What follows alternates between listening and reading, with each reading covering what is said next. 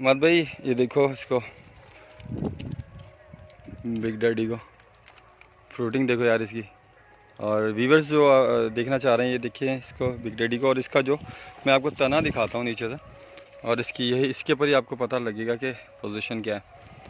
ये देखें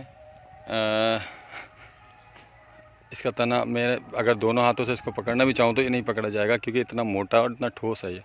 यहाँ से ये पिकिंग हुआ है, ठीक है, यहाँ से पिकिंग होता हुआ ये गया है ऊपर।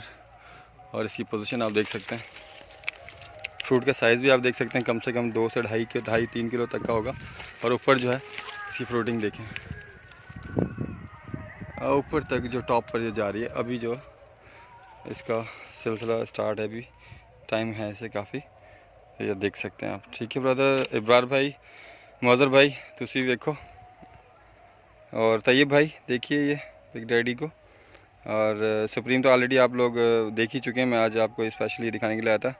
ठीक है, इसके अलावा प्रीमियम वैरायटी और भी है, वो वैरायटी मैं आपको मेरे ज़मीन का दूसरा हिस्सा वहाँ पे ले चलता हूँ अभी। ये देखिए।